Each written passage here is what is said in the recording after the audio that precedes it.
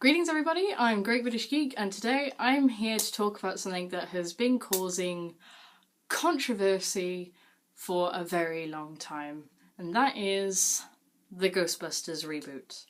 Now, if you've seen the previous video, you'll know that obviously a huge Ghostbusters fan, and when I heard about the Ghostbusters reboot, I was kind of just like meh, and it's not because of the female cast. I don't think that's the problem here for this reboot. Sorry, close up. To me, the problem is reboots. Like, I hate reboots. I think they're really stupid, really pointless. They're just a waste of money, and really they're just done because although they're a waste of money to make, people want to make money. So they jump on the bandwagon of something that's really popular so they can make money. They don't want to do it because they have a passion for filmmaking or storytelling and they want to share something. They just want to make themselves a few million richer. Now, like I said, I really don't like reboots. I honestly can't think of a good reboot that I've ever seen. I'd say probably the only one would potentially be Poltergeist. The beginning was quite good, but the ending was a bit shit. And if you count Jurassic World as a reboot rather than... Well, Jurassic World was a sequel, so I suppose you can't count that. So, I mean, I really am pissed with the idea of a reboot, so I've got a lot of things to say, so sit down, prepare yourselves, and let's go. Now, the first thing about this, I'm not going to do a reaction to the trailer, by the way, because you've probably all seen it, and I don't really like reaction videos. But I'd say the first problem about it, it's not the female cast. The female cast is not something that bothers me.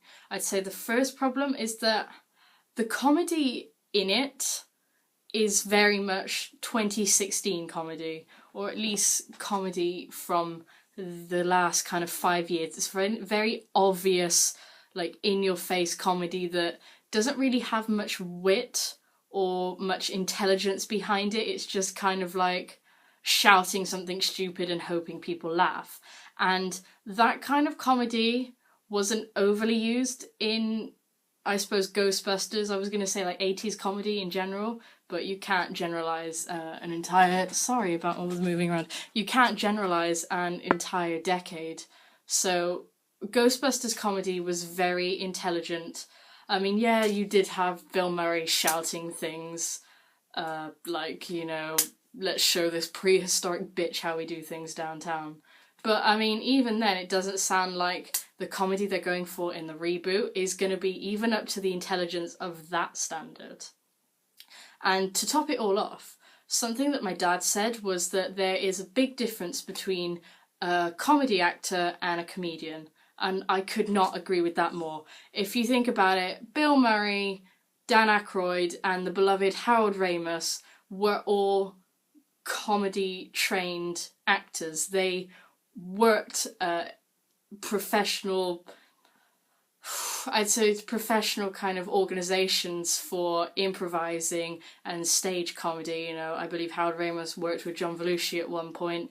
Dan Aykroyd got sent to things for drama at 11. I know Bill Murray did a lot of thing on improvisation. Fortunately, I don't know much about any of the other cast, but automatically they've got the kind of wit and intelligence you need to make something so amazing. I mean, the biggest example is...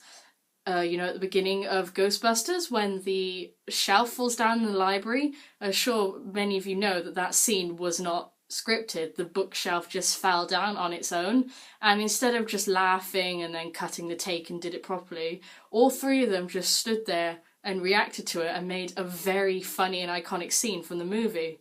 And that is a comedian. A comedy actor is just someone who shouts things in a very funny way. I mean, like, Dan Aykroyd and Harold Ramis wrote Ghostbusters. It's something that's just comedy gold. It's just gold in general. I mean, there was a reason why it was the highest grossing comedy film of all time for so long. It's because it's so good. And it seems to me that the remake doesn't have that. It really just, it's too generic.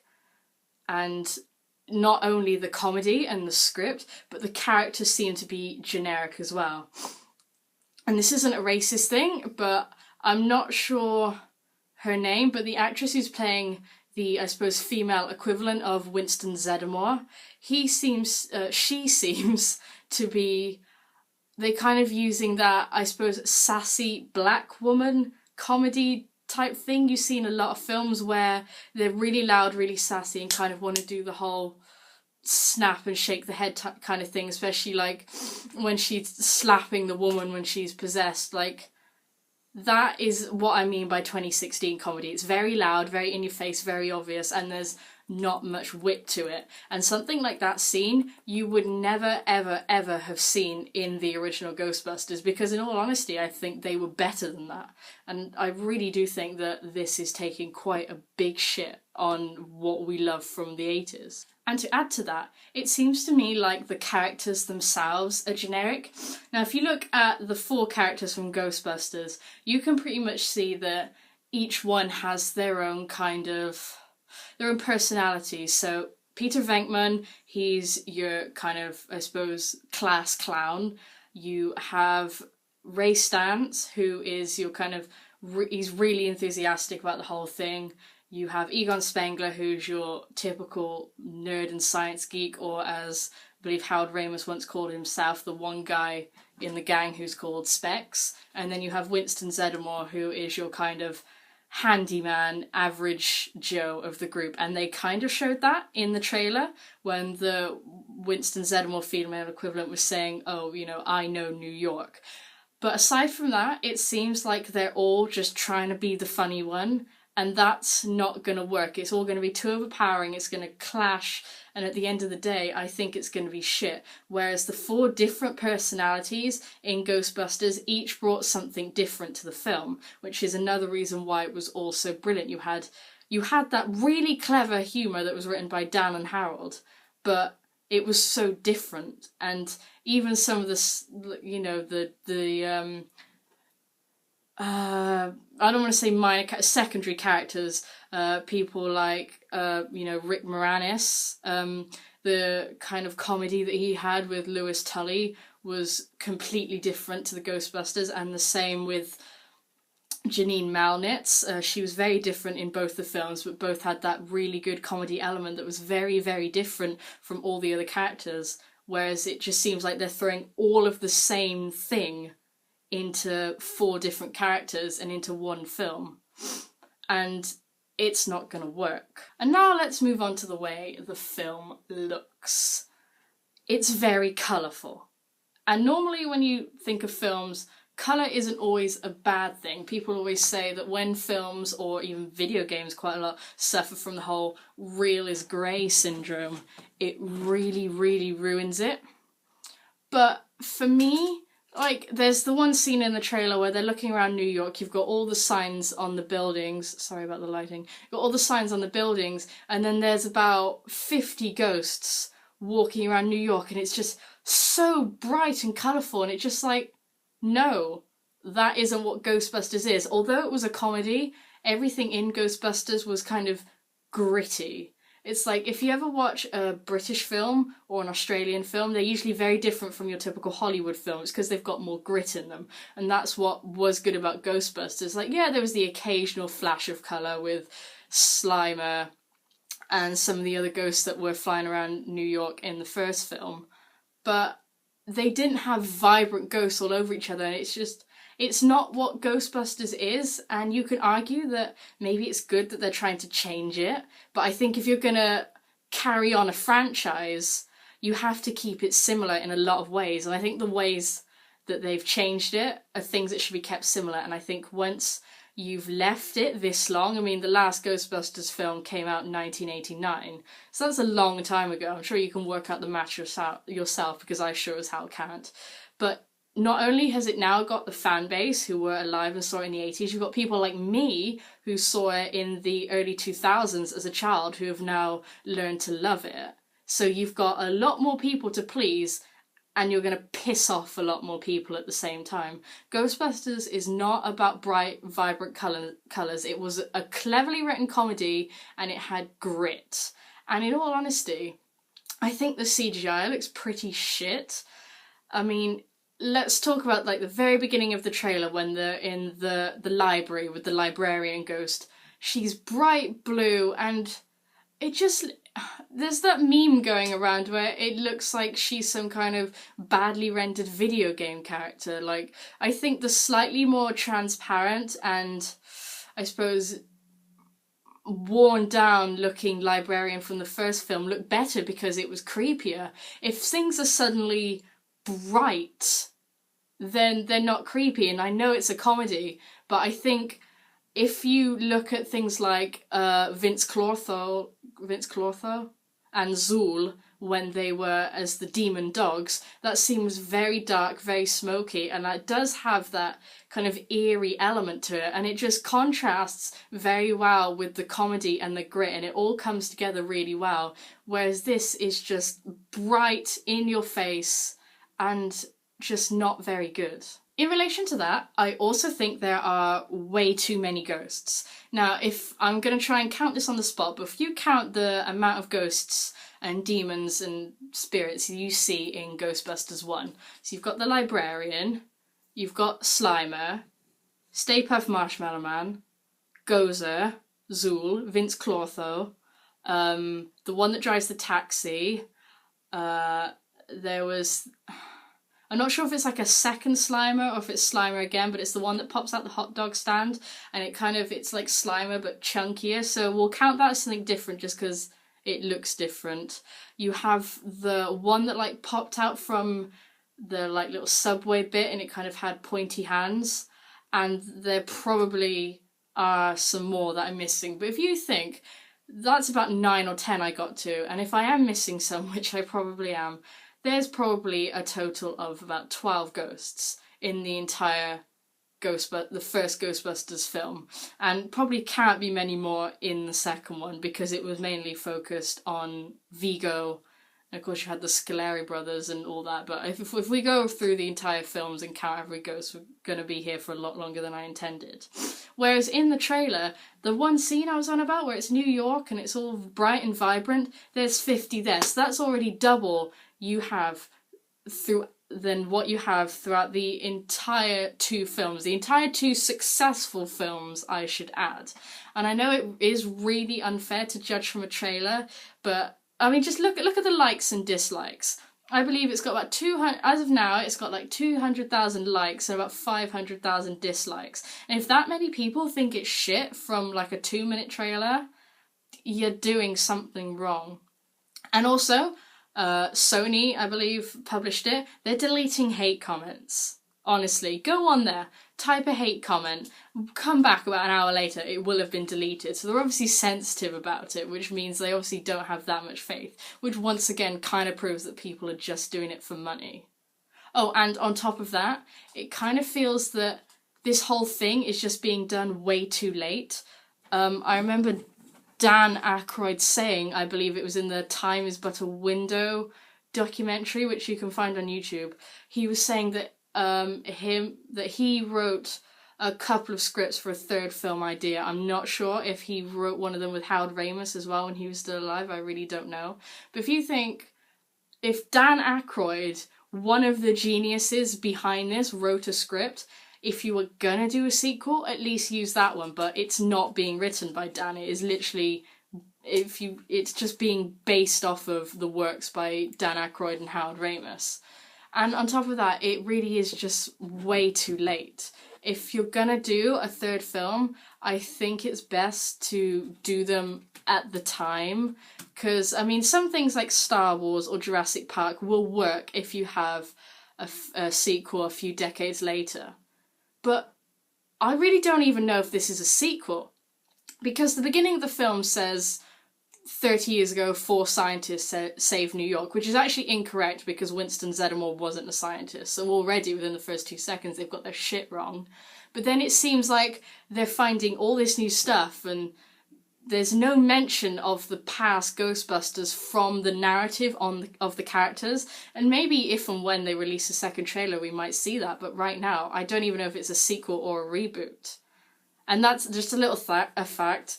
They said that Egon Spengler said that the half-life of all their equipment was 5,000 years, so if they say that the stuff doesn't work, they're probably lying and got their shit wrong. I also think it was quite bad of them to still go ahead with a sequel idea even after Harold Ramis died. I mean, he could have had some input on it. I don't know what input Dan Aykroyd has on it, but I think if they really, really wanted to do a reboot or a sequel at this stage, it would have been better if it was written by the same people, had their heavy input, and was approved by them. And of course, I can't have the opinion of Harold Ramis, but in all honesty, I think if he saw this, I don't know if he'd approve of it. And I know you've got the majority of the original cast making cameos, but I don't think that justifies it for being a good film. And in all honesty, I don't think it's needed. Like, 99% of reboots, they're not needed. And they're doing it to, like I said at the beginning, jump on a bandwagon, think, oh, Ghostbusters is super popular, let's make a film with that tag on it, and then everyone will come and see it and we'll make shit tons of money. It's like, at least back in the 70s and 80s, and probably before and probably after, people wanted to make films because they wanted to make films. They didn't want to make money, they just wanted to share their ideas. And it's the complete opposite, and it's like they're just shitting out sequels for the sake of making money. And there's an interview with Harold Ramis on YouTube where I believe he says he doesn't believe in sequels when he was referring to National Lampoons. They made a sequel for Ghostbusters, which either shows that Harold and Dan had great faith in this, or that they were pressurized into it because obviously Ghostbusters, highest grossing comedy by that time, so they could have been saying, look, you know, you make another film like that and we'll all be rich. And you know, even Bill Murray said that he didn't like the idea of sequels, he didn't really enjoy Ghostbusters 2. So maybe it was a good thing that they didn't make Ghostbusters 3 at the time. I think it would have been better if they'd have made it then, but I also think it would have been a lot better if they hadn't made it at all. And I think that's a very clear example of where sequels don't always work. I think if you've got a trilogy where it carries on, you kind of have to have that next film and they're all good, then I think it's fine, go ahead. But I don't think you should make sequels and reboots just for the sake of making money, which is why they all tend to be shit, is because the people making it don't care about what they're making. They're just going to care about what they get from the box office. And you might be thinking, well, surely the difference in comedy is good, it's going to bring something new. Well, I've explained why I don't think that won't work back further in the video. But I think, I kind of don't know how to word this without sounding sexist, and simply sexist against the female cast, because that's not really my issue, but I think there is an issue that comes with it. Now, normally, male and female comedy is very different. Of course you get exceptions, so I usually tend to prefer what would be called man's things, which sounds really dodgy, but like, I like things like Star Wars, Indiana Jones, Back to the Future, Ghostbusters. I like your horror, your gore, your everything twisted and messed up in the head that makes rude jokes about penises. I like your kind of man comedy. I occasionally have the guilty pleasure for what get called, like, I suppose chick flicks, but not really. I tend to be more of a, I fit in with the guys better than I fit in with the girls. I'm one of those people. And I think because you have a female cast, no matter what you do, that's naturally going to bring in a different kind of comedy, and it's going to bring in, I've got to stop rearranging myself like that. It's going to bring in a different kind of comedy, a slightly more female comedy, and it's going to bring in a female audience. If you think solely about the fact that Chris Hemsworth is playing the male equivalent of Janine Malnitz, which I'm very pissed off about, I really think that was not needed, and I think they've literally just cast Chris Hemsworth to get people and go and see the film. I literally think they're clickbaiting their entire movie, and I just think if you have to do that, then you should not be making this fucking film. It's because I bet you there's going to be some part of this film where they make a comment about Chris Hemsworth's looks, and that's going to be really, really appealing for all the chicks that go and see it because they feel they can finally understand Ghostbusters because it's got girls in it.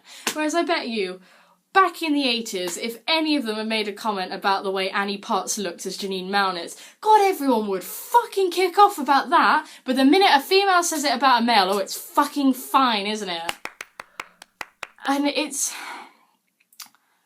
because, of course, there are women that like Ghostbusters. I mean, I'm a prime example of that. I know plenty of girls that like Ghostbusters, and there are plenty of guys that like it too.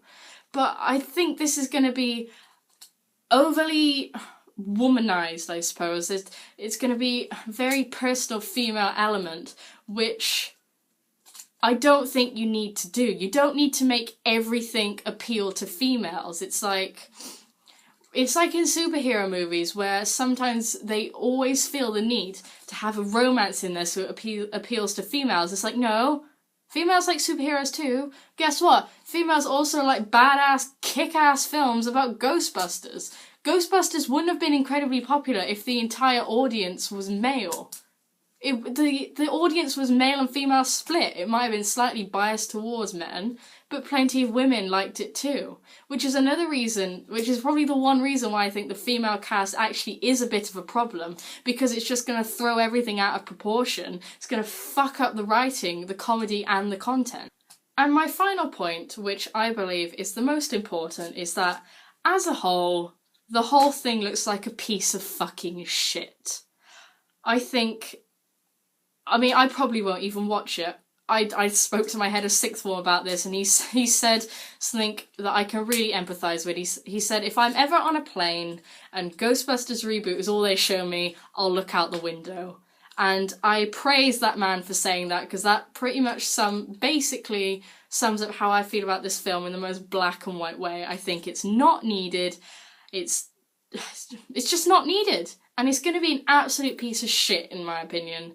And to be honest, I'm still hoping that this is a really bad April Fool's joke that Sony have just let go on for so long. But as you can tell, I'm anti-Ghostbusters reboot. And normally, because like when the Star Wars sequels were announced, I kept saying, oh, even if they're shit, I'll still go and see them because they're Star Wars. And I'd love to be able to think this about the Ghostbusters reboot, but I don't think I can bring myself to see it. At least not without projectile vomiting throughout the 1 hour, 1.5, 2 hours that it's going to go on for. And this is why I'm against sequels. So to sum it up, I think it's going to be an absolute piece of shit. And I think it's going to take a huge dump on my childhood, on the childhoods of many, and the masterpiece that Dan Aykroyd, Howard Ramis, and so many others created. Thank you for listening to this rant, and I'll see you soon. Goodbye.